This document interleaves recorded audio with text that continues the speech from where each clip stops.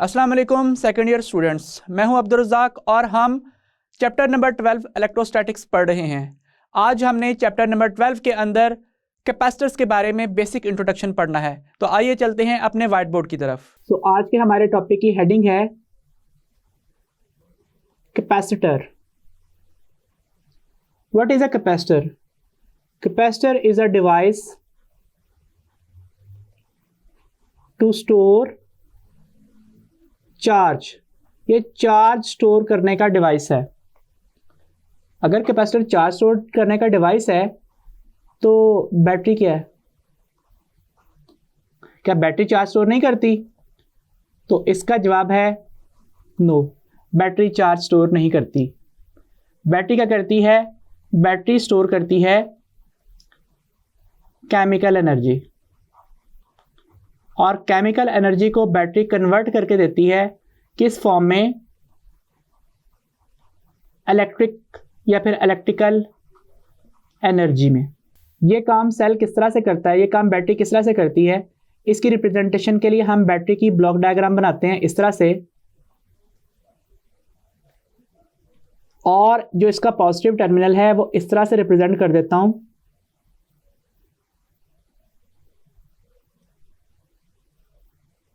Red terminal positive को represent कर रहा है और जो ब्लैक वॉल है सारी मेटालिक, वो नेगेटिव टर्मिनल को रिप्रेजेंट कर रही है। अब होगा क्या? होगा ये कि इस सेल के अंदर इलेक्ट्रोलाइट के तमाम जो पॉजिटिव आयंस हैं उनकी कंसंट्रेशन हो जाएगी इस रेड कलर्ड इलेक्ट्रोड के पास, और जो नेगेटिव चार्जेस होंगे उनकी कंसंट्रेशन हो जाएगी इस मेटालिक एनक्लोजर की तरफ। दैट मीन्स इस मेटल की जो आउटर लेयर है इसके पास नेगेटिव चार्जेस की कंसंट्रेशन हो जाएगी। सो ये नेगेटिव टर्मिनल बन जाएगा, जबकि रेड से रिप्रेजेंटेड टर्मिनल पॉजिटिव टर्मिनल या फिर एनोड बन जाएगा। अब जब आप इसको एक्सटर्नल सर्किट से कनेक्ट करोगे इस तरह से, लेट से मैं कहता हूं कि ये वायर्स का कनेक्शन आपने इस सेल से बनाया है, तो यहां पे इस जगह के ऊपर आपने कोई बल्ब अटैच किया है। अब क्या होगा कि यहां से जो इलेक्ट्रॉन्स हैं वो इलेक्ट्रॉन्स फ्लो करना स्टार्ट कर देंगे सर्किट में। अगर मैं यहाँ पे इलेक्ट्रॉन्स बना लूँ तो क्या होगा कि ये हर इलेक्ट्रॉन थोड़ा थोड़ा अपनी जगह से आगे डिस्प्लेस होता रहेगा, और जब ये इलेक्ट्रॉन्स यहाँ पे इस तरीके से डिस्प्लेस होते हुए बैटरी के पॉजिटिव टर्मिनल की तरफ मूव करेंगे तो इस सेल से गुजरते हुए वो कोलिजन्स करेंगे एटम्स के साथ और ये बल्ब ग्लो करना स्टार्ट कर देगा। दैट मीन्स सेल के पास कौन सी एनर्जी थी? सेल के पास केमिकल एनर्जी थी। उसने वो एनर्जी इलेक्ट्रिकल एनर्जी में कन्वर्ट की और चार्जेस को मूव करवा दिया। मूवमेंट के बाद जब वो चार्जेस इस बल्ब से गुजरे तो बल्ब से गुजरने के बाद ये जो इलेक्ट्रिक एनर्जी है ये किस सूरत में तब्दील हो गई? ये तब्दील हो गई लाइट एंड हीट एनर्जी में। सो इसका मतलब है असल में बैटरी का क्या काम है? बैटरी का काम यह है कि वो हर जगह के ऊपर मौजूद नेगेटिव चार्जेस को ज़रा ज़रा अपनी जगह से आगे डिस्प्लेस करना शुरू कर दे। एक्सटर्नल सर्किट के हिसाब से देखा जाए तो नेगेटिव टर्मिनल से पॉजिटिव टर्मिनल की तरफ इलेक्ट्रॉन्स फ्लो करते हैं इस तरह से, और इस फ्लो के लिए एनर्जी कहाँ से आती है? वो केमिकल एनर्जी से आती है। फ्लो की सूरत में एनर्जी कौन सी है? वो इलेक्ट्रिक एनर्जी है। और जब बल्ब से एनर्जी मिल रही है तो वो कौन सी है? वो लाइट एंड हीट एनर्जी है। तो इसका मतलब है बैटरी चार्ज स्टोर करने की डिवाइस नहीं है। बैटरी इलेक्ट्रिकल एनर्जी प्रोवाइड करती है और स्टोर केमिकल एनर्जी करती है। सो चार्ज स्टोर करने का डिवाइस क्या है? चार्ज स्टोर करने का डिवाइस है कैपेसिटर। अब कैपेसिटर ये काम किस तरह से करता है? इसके लिए हम यहाँ पे a set of plates draw कर लेते हैं इस तरह से।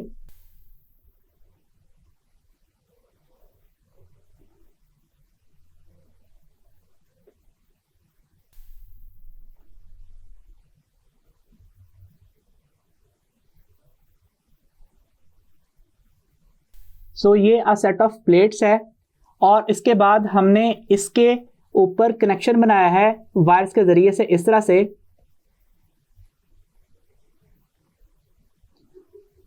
कि ये किसी स्विच से होते हुए किसी बैटरी से कनेक्टेड है।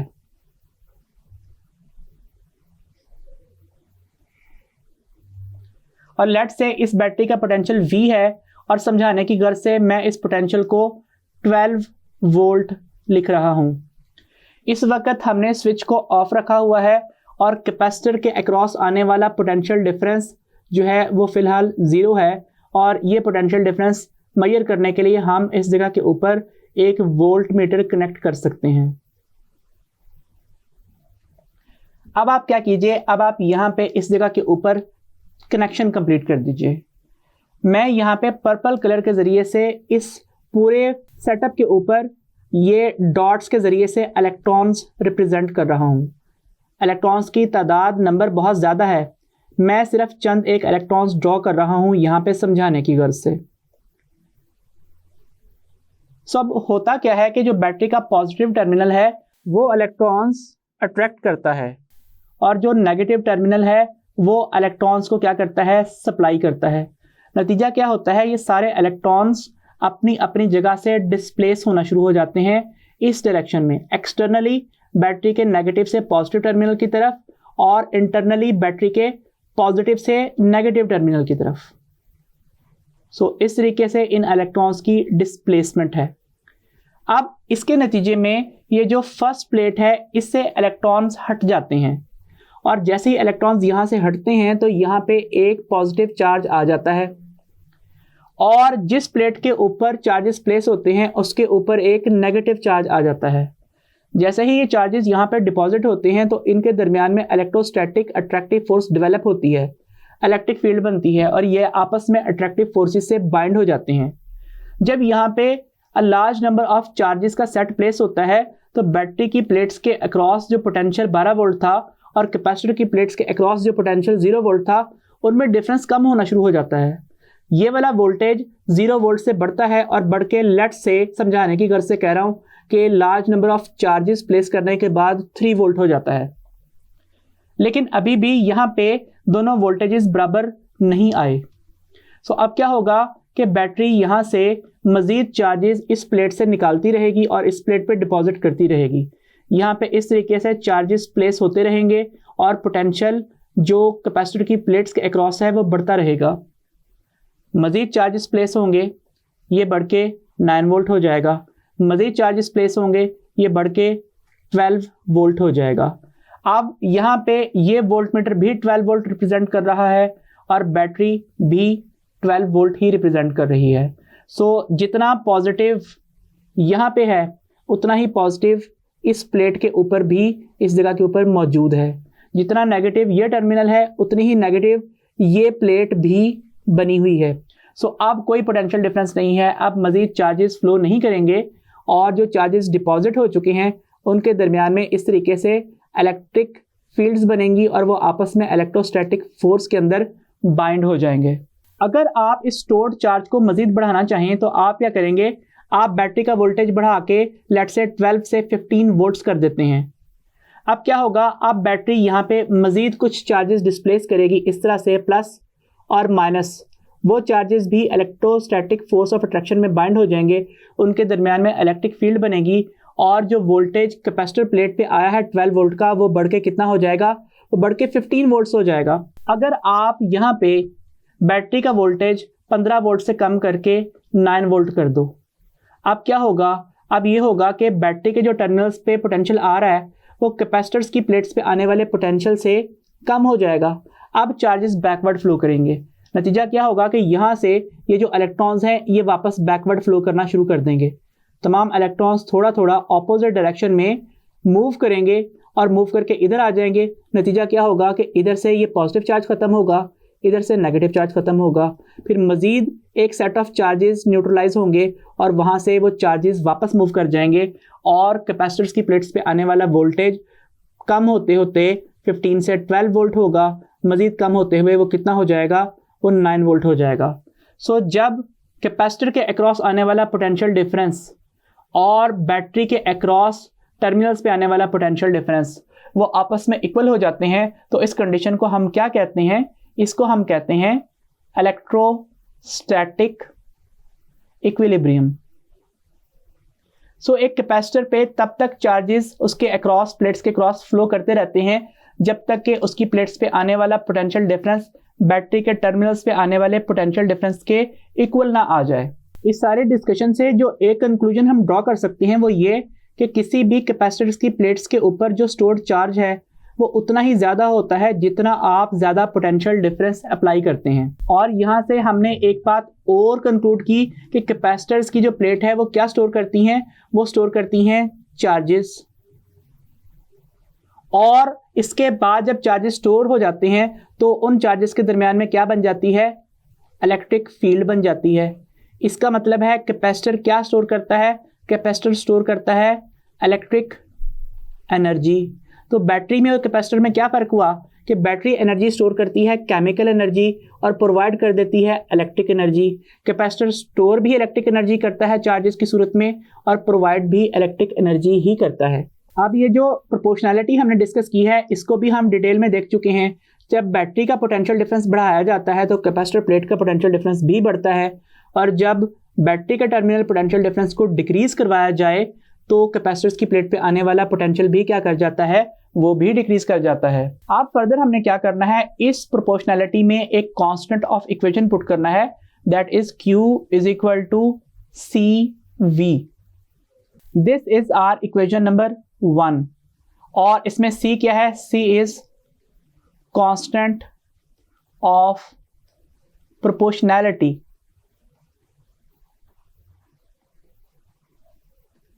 और इसका नाम क्या है, इसका नाम है कैपेसिटेंस ऑफ कैपेसिटर।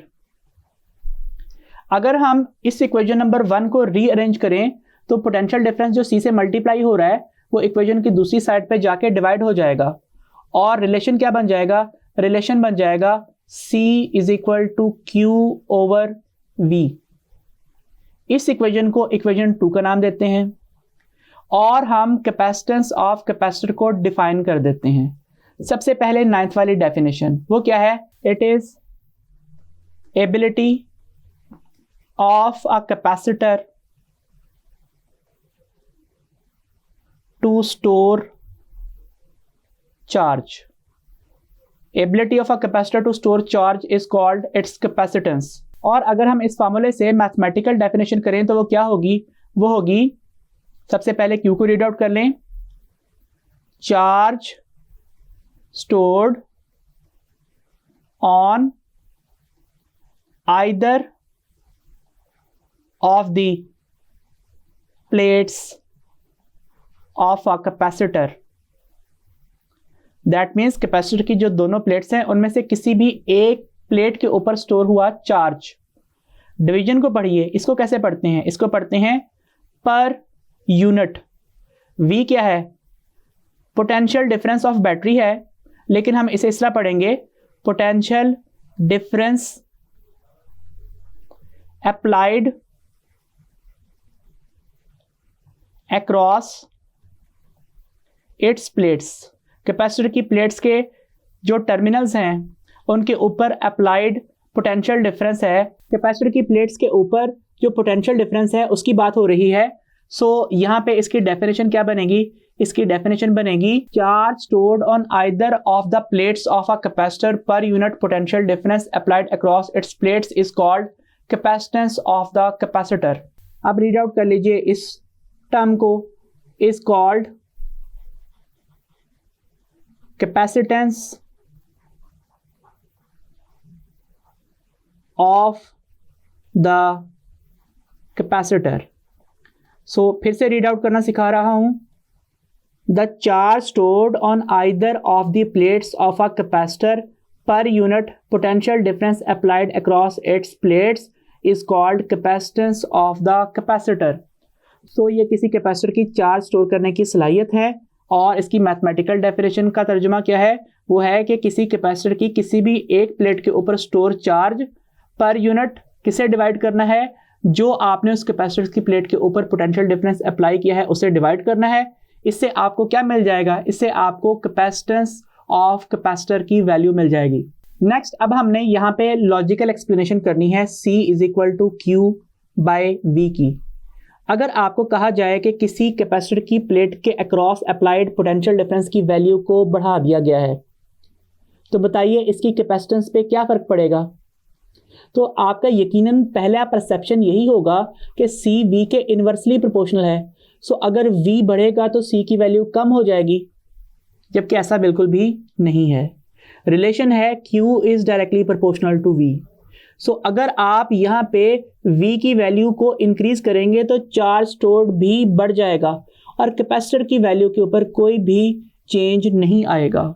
सो अगर फॉर एग्जांपल मैं कहता हूँ कि एक कैपेसिटर पे वोल्टेज V है और चार्ज Q है और उसके कैपेसिटेंस की वैल्यू C है, अगर आप पोटेंशियल डिफरेंस 2V कर देंगे तो चार्ज भी 2Q हो जाएगा, 2 से कट जाएगा और कैपेसिटेंस ऑफ कैपेसिटर के ऊपर कोई भी फर्क नहीं पड़ेगा। So C is equal to Q over V equation में जो C टर्म है it is constant of proportionality, ये कांस्टेंट है। इस इक्वेशन में आने वाली किसी भी और टर्म में आने वाली तब्दीली से ये कांस्टेंट तो तब्दील नहीं हो जाता, वो टर्म्स आपस में प्रोपोर्शनल है। C का तो प्रोपोर्शनैलिटी से कोई ताल्लुक नहीं है। हाँ, आप कोई ऐसा तरीका निकालें कि आप V को तब्दील कर लें Q को तब्दील किए बगैर, या इसके उलट काम करें, Q को तब्दील कर लें V को तब्दील किए बगैर, फिर तो C में तब्दीली आ सकती है। लेकिन ये काम होगा कैसे? Q और V तो डायरेक्टली प्रोपोर्शनल हैं। कैपेसिटर बनने के बाद आप ये प्रोपोर्शनैलिटी तब्दील नहीं कर सकते।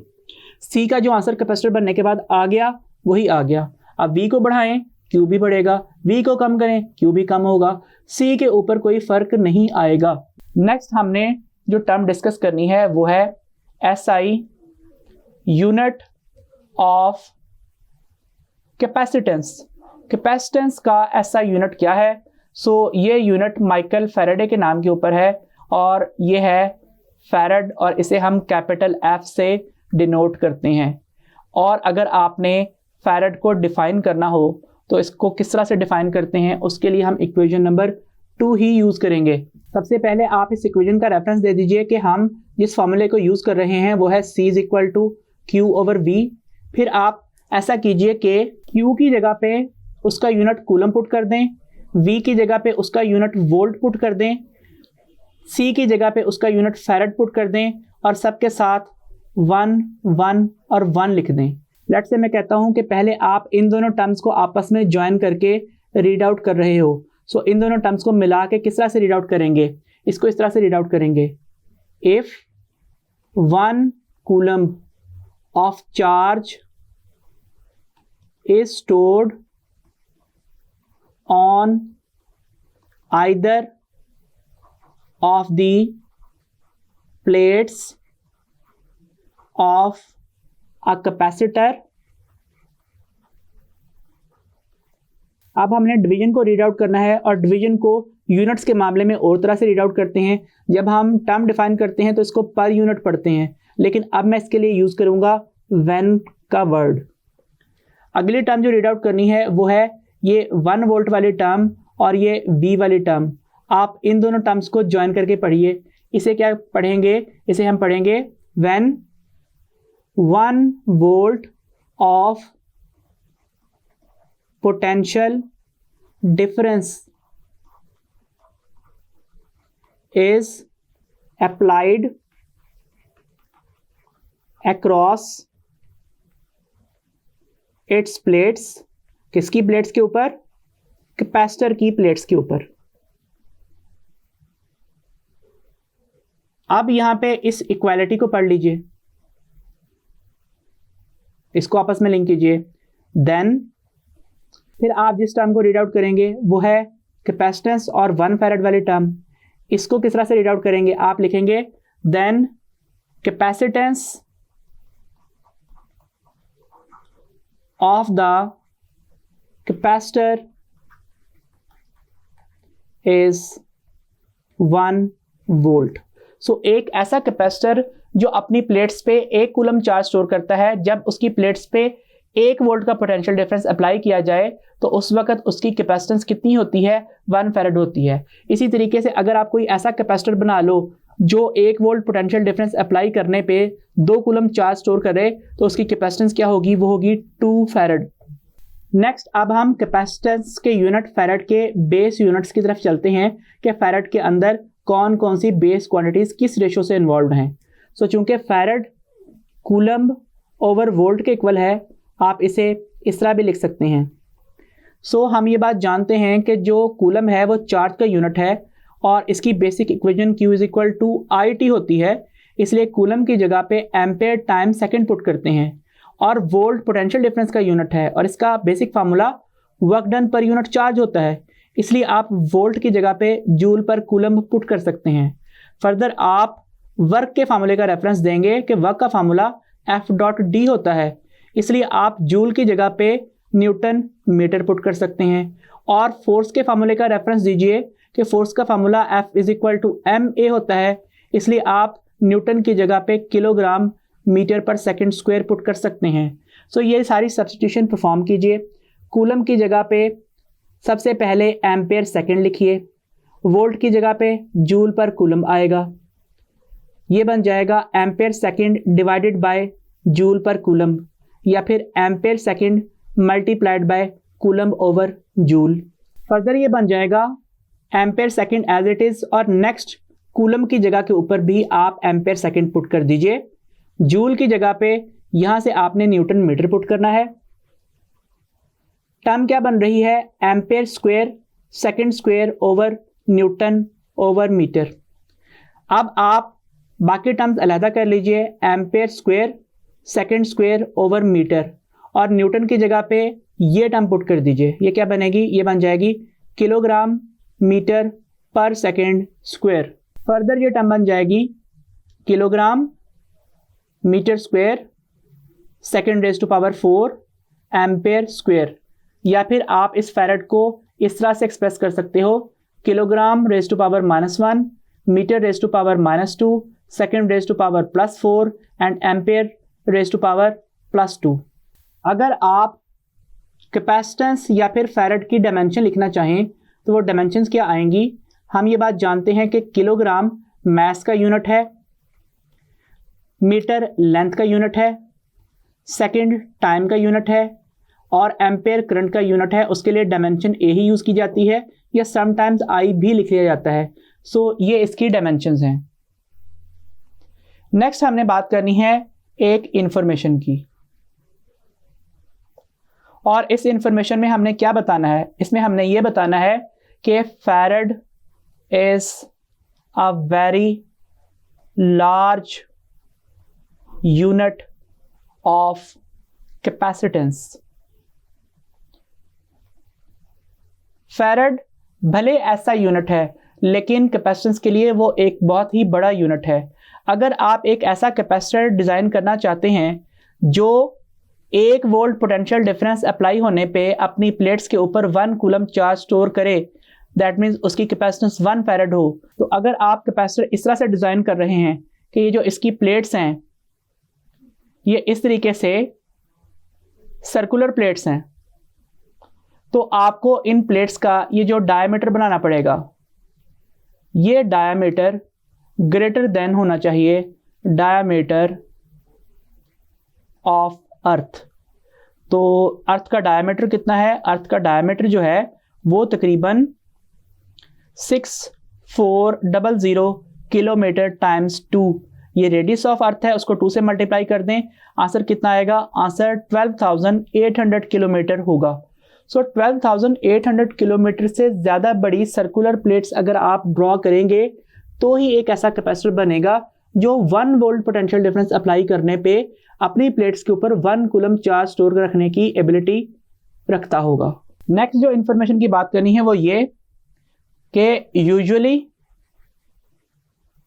Used units of capacitance are microfarad, nanofarad and picofarad. So हम ये बात जानते हैं कि ये प्रीफिक्सेस हैं। सो 1 माइक्रो का मतलब 1 × 10⁻⁻6 फैरड है, 1 नैनोफैरड का मतलब 1 × 10⁻⁻9 फैरड है और 1 पिकोफैरड का मतलब 1 × 10⁻12 फैरड है। इसका मतलब है अगर आप एक ऐसा कैपेसिटर यूज़ करोगे जिसकी कैपेसिटेंस 1 माइक्रोफैरड है तो C = QV के मुताबिक अगर आप उसकी प्लेट्स पे 1 वोल्ट का पोटेंशियल डिफरेंस अप्लाई करते हो तो वो 1 × 10⁻⁻6 कूलम चार्ज स्टोर करेगा, इसलिए उसकी कैपेसिटेंस 1 × 10⁻⁻6 फैरड होगी।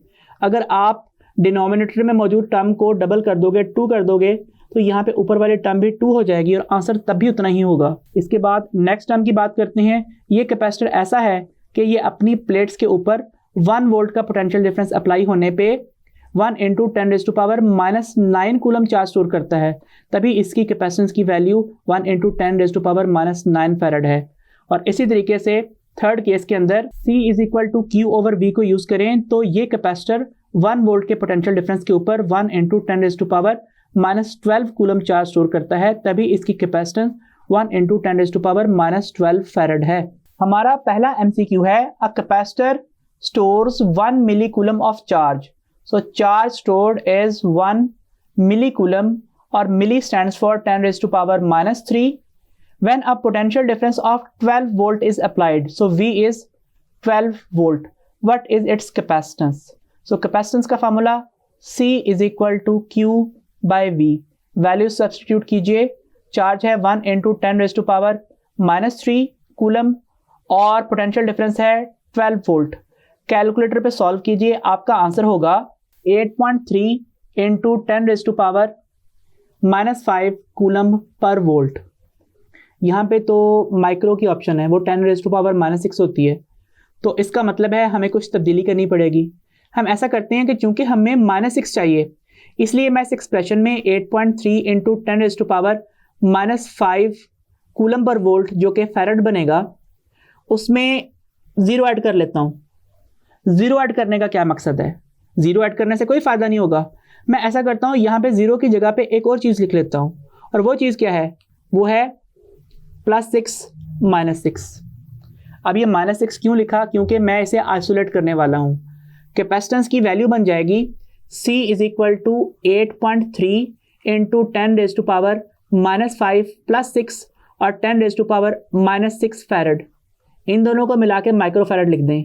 इस पावर को सॉल्व कर लें, ये बन जाएगा 8.3 × 10⁻1 माइक्रो फैराड या फिर 83 micro farad. So that is our option D. Next MCQ है, capacitance of a parallel plate capacitor is 83.33 micro farad. So ये उसके कैपेसिटेंस की वैल्यू है। माइक्रो प्रीफिक्स 10⁻⁻6 को करस्पॉन्ड करता है। इस तरीके से it stores 1 milli coulomb of charge. कितना चार्ज स्टोर करता है? 1 मिली coulomb, that means 1 × 10⁻³ coulomb when potential difference across its plates is 12 volt. जब पोटेंशियल डिफरेंस 12 वोल्ट होता है। What potential difference is required to store 15 milli coulomb of charge. अगर आप चाहते हैं कि चार्ज स्टोर्ड 15 मिली कूलम हो जाए, तो उस वक्त आपको कितना पोटेंशियल डिफरेंस रिक्वायर्ड है? मिली का मतलब 10⁻³ होता है। सो अब हम क्या करते हैं, हम प्रीफिक्स लिख लेते हैं 1 1 और 2 2। यहाँ पे ये बात डिस्कस नहीं की गई कि कैपेसिटेंस की वैल्यू तब्दील हो रही है, इसलिए कैपेसिटेंस कांस्टेंट है। हम ऐसा करते हैं, हम इक्वेशन लिख लेते हैं Q = CV और 2 दफ़ा लिखते हैं Q = CV। एक दफ़ा चेंजिंग वैल्यूज़ के साथ 2 2 लिखें, एक दफ़ा 1 1 लिखें। आप इसको रेसिप्रोकेट भी कर सकते हैं, 1 ऊपर और 2 नीचे भी लिख सकते हैं। आप दोनों इक्वेशंस डिवाइड कर दें, ये बनेगा Q2/Q1 = CV2/CV1। कैपेसिटेंस की वैल्यू तब्दील नहीं हो रही, इसलिए V2/V1 किसके इक्वल आएगा? वो Q2/Q1 के इक्वल आएगा। चूंकि V2 फाइंड करना है, इसलिए V1 को उस तरफ ले जाएं, वो मल्टीप्लाई हो जाएगा और ये बन जाएगा इस तरह से। वैल्यूज पुट कीजिए। Q2 की वैल्यू कितनी है? ये है 15 मिली कूलम। Q1 की वैल्यू कितनी है? ये है 1 मिली कूलम। और V1 कितना है? ये है 12 volt. So similar terms cancel out हो जाएंगी और V2 का आंसर कितना है? वो है 15 × 12 वोल्ट। अब हम ये बात जानते हैं कि 15 को 10 से मल्टीप्लाई करें तो 150 बनता है और 15 को 2 से मल्टीप्लाई करें तो 30 बनता है। तो दोनों को ऐड कर लें, ये बनेगा 180 volts. That is our option D. हमारा नेक्स्ट MCQ है, capacitance of a parallel plate capacitor is 83.33 microfarad. पहले की तरह ही है, कैपेसिटेंस की वैल्यू 83.33 माइक्रोफैरड है, जो कि 83.33 इंटू 10⁻⁻6 फैरेड होती है। It stores 1 millicoulomb of charge. Again charge की वैल्यू भी वही है 1 मिलीकूलम या फिर 1 into 10⁻⁻3 coulomb. When a potential difference across its plates is 12 volt, तो ये चार्ज कब स्टोर होता है? जब पोटेंशियल डिफरेंस प्लेट्स पे 12 वोल्ट होता है। What will be the value of charge stored? आप पूछा गया है कितना चार्ज स्टोर होगा when potential difference is decreased bye 8 volts. That means अब जो फाइनल वोल्टेज है हमारा वो क्या होगा? वो होगा V माइनस 8 वोल्ट्स। तो हमें 8 वोल्ट तक डिक्रीज नहीं करना, 8 वोल्ट की कमी लानी है। सो इसके लिए आप 12 वोल्ट में से 8 वोल्ट माइनस कर दें, आंसर आएगा 4 वोल्ट्स। सो इसको आप अब V का सिंबल दीजिए, इन वाली वैल्यूज को आप 2 का सबस्क्रिप्ट दें और पहले वाली वैल्यूज को आप 1 का सबस्क्रिप्ट दें। अगेन क्योंकि इक्वेशन क्या है? वो है Q is equal to CV।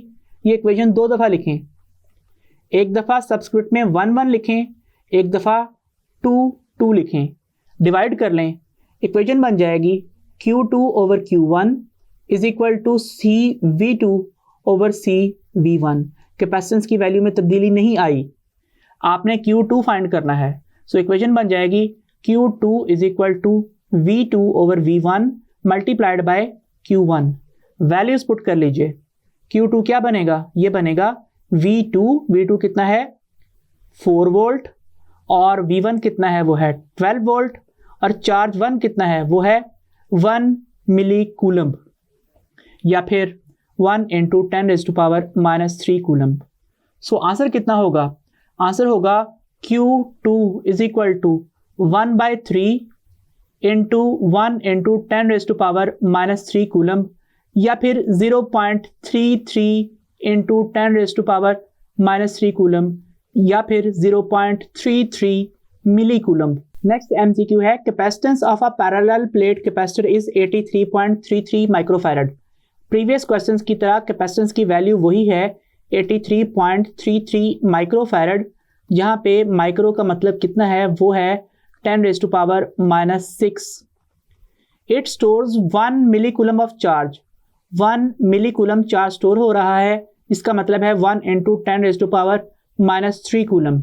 When potential difference across its plates is 12 volt, जब आप इसकी प्लेट्स के अक्रॉस पोटेंशियल डिफरेंस 12 वोल्ट रखते हैं। What will be the value of its capacitance? इसकी नई कैपेसिटेंस कितनी होगी? When potential difference is decreased by 8 volts, जब आप फाइनल पोटेंशियल के अंदर जो कमी है वो 8 वोल्ट की करते हैं। दैट मीन्स नया वोल्टेज जो है वो 4 वोल्ट्स बनता है। सो हम ये बात क्लियरली जानते हैं कि कैपेसिटर के लिए जो प्रोपोर्शनैलिटी की इक्वेशन लिखी थी वो थी Q is directly proportional to V, और यहाँ पे प्रोपोर्शनैलिटी कांस्टेंट के तौर पे C पुट किया था और C का एक्सप्रेशन Q बाय V आया था। सो इसका नतीजा क्या था कि अगर आप यहाँ पे पोटेंशियल डिफरेंस डबल करते थे तो चार्ज भी डबल होता था। तो अगर पोटेंशियल डिफरेंस डबल हो रहा है, चार्ज भी डबल हो रहा है, तो ये इफेक्ट तो कैंसिल आउट हो जाएगा।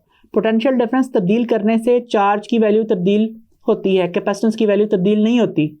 तो कैपेसिटेंस तो उतनी ही है। हमारे केस में अगर पोटेंशियल डिफरेंस 12 वोल्ट से कम होकर 4 वोल्ट हो रहा है, तो इसका मतलब है आप वोल्टेज को 1/3 कर रहे हैं, तो चार्ज भी 1/3 होगा। Q 3 से डिवाइड हो रहा है, V भी 3 से डिवाइड हो रहा है, तो ये इफेक्ट तो कट जाएगा। कैपेसिटेंस की वैल्यू पे तो कोई फर्क नहीं आना। कैपेसिटेंस की वैल्यू में अगर तब्दीली करनी है तो फिर कैपेसिटर तब्दील करेंगे आप। कैपेसिटर तब्दील करने से कैपेसिटेंस कैसे तब्दील हो जाती है? क्योंकि हर कैपेसिटर को बनाते हुए उसका प्लेट एरिया और उसकी सेपरेशन और मीडियम वगैरह डिफरेंट होते हैं। वो इफेक्ट हमने नेक्स्ट लेक्चर में पढ़ना है, लेकिन इस टॉपिक के मुताबिक जो हमारा आंसर है that is option C 83.33 microfarad. Capacitance of capacitor की वैल्यू में पोटेंशियल डिफरेंस तब्दील करने से कोई भी असर नहीं आता। तो यहाँ तक थे हमारे आज के MCQs। आई होप आपको समझ में आ गए होंगे। डियर स्टूडेंट्स, आज हमने कैपेसिटेंस का formula C is equal to Q over V पढ़ा, लेकिन इस फार्मूले में वो तमाम फैक्टर्स मौजूद नहीं हैं जिसके ऊपर capacitance of parallel plate capacitor depend करती है। नेक्स्ट लेक्चर में हम वो फैक्टर्स पढ़ेंगे जिनके ऊपर capacitance of parallel plate capacitor का इन्हिसार है। So until the next lecture, खुदा हाफिज।